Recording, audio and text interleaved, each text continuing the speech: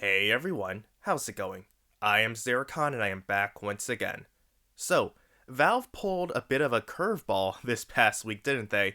If you don't know what I'm talking about, Valve has announced a new, well, not a new per se, but a revised Steam Deck, and this is the Steam Deck OLED.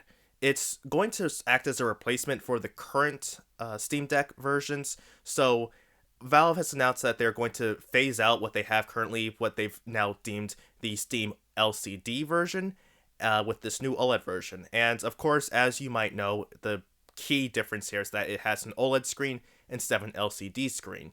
There are also other key features here that actually, even though hardware wise and performance wise, which it's pretty much the same, it's any performance is negligible. But other than that, though, there are some key distinctions here that are made. One of the key things is the fact that it has a better battery life. The previous one was only listed to be about 2 to 8 hours. This one is upping it to 3 to 12 hours. Of course, it depends on how you use it, what you play, etc., etc. But that's a big key difference there. Another difference is the fact that the storage space has expanded tremendously. Originally, you only just had the 64, which was just eMMC flash memory, but then you had 256 and 512 gigabytes of storage. Well, now we're getting more storage here. And as far as the cutout, they're still going to sell the LCD model as far as just what you have for the lowest. So they're going to keep the 256 gigabyte LCD version, but that's going to be the lowest tier. Then you have 512 as the medium, and then you have 1 terabyte of storage, and this is also NVMe. It's the not a for PCIe 3.0 SSD instead of what you had before. But I think that part can be attributed to how there are so many handheld gaming PCs now. The fact that we didn't have anything, and now that shortly after all of this has happened with the Steam Deck launch, and then also we saw more Aya Neos, we saw more GPD products. GPD and Aya, they have been making stuff before, but they were just pumping more stuff out now to compete with the Steam Deck, and so because of that, we start to have higher capacity SSDs that were that form factor. I can't remember what it is. I think it's 2230. I might be incorrect there. I probably am incorrect there.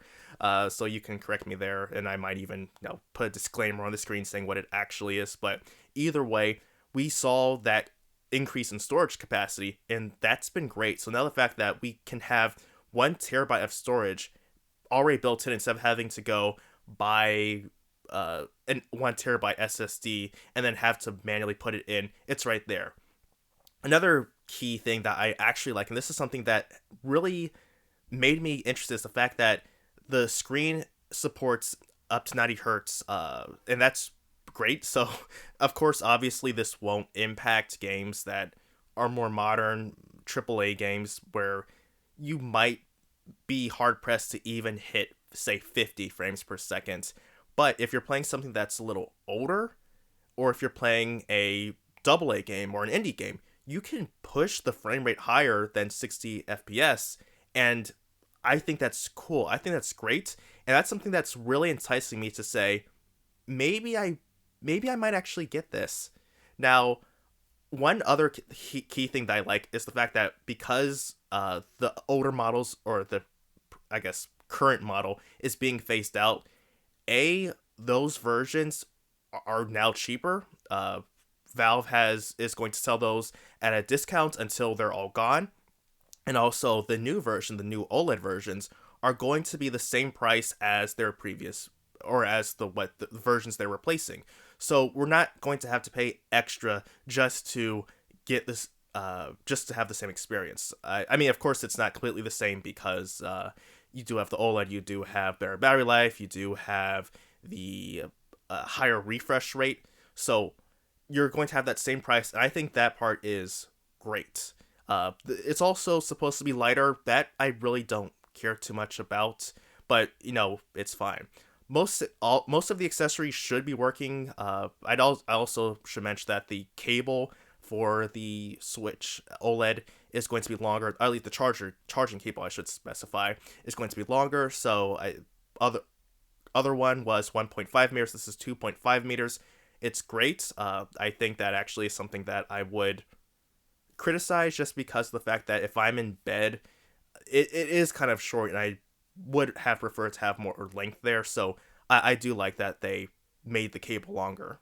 There's also going to be a limited edition version, which has a sort of translucent case, which is really reminiscent of how you had those translucent N64 controllers slash consoles, like how you had the green one, you had the purple one, and I think there might have even been a translucent red one as well. But this one has sort of a semi-translucent design, and also the thumb caps for the analog sticks are also red, so I think that's kind of cool. It's a little bit, it's $20 more than the highest tier standard Switch deck, so I don't think that's something that I would be interested in getting just for a little flashier design. Now, that being all said, because of the 90 hertz and the better battery life, I am considering maybe getting the OLED version because I don't really care about OLED one way or another. That's something that I've never been interested in, and especially since I've heard stuff about the problem or a problem. I don't know how, obviously this isn't a big problem because it's popular enough that people want it, but I won't get one just because I've heard about them having burn-in issues, which of course might not necessarily reflect every kind. Maybe there are certain brands that it happens more so with than others, but that's the reason why I'm not necessarily interested in the OLED itself. Also, HDR support is supposed to be implemented. I know that's something that people have been working toward on Linux, and primarily they want to get that running on Linux as a whole. Valve is working on getting this running as far as just with gaming intended. So that also is something that I don't necessarily care for either. I know people have talked about HDR and how much they love it. That's something that never really was a big thing for me. For people who like it, that's great. And I think it's great that we're getting that sort of thing happening on Linux as well. So the fact that this is going to be a benefit for everyone is great. But that part's not for me. So we'll see what happens next week. This is when it goes on for sale, or at least for pre-order. I mean, they might be able to have units ready to like ship right away, or pretty much close to right away, but we'll see on that aspect. Depending on what happens, Valve said that they might have to switch over to having a queue-based form, depending on how many people pre-order.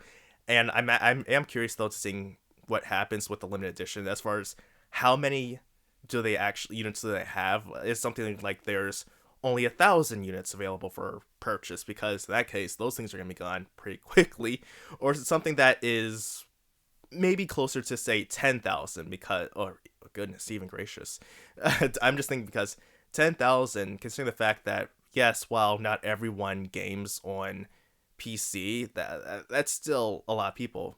And also another thing to mention is the fact that the OLED version currently is going to be only available in the US and Canada. Though it would be nice to see if other regions could get the Switch OLED version as well. Yes, it will probably take a while considering how it took them a while to get to Asia, get it to Europe, get it to... Actually, I don't think they got it in Australia. So hopefully they can get to other regions of the world so that way other people don't have to worry about importing this, because imports can be pricey. Like, I've purchased imports from other countries.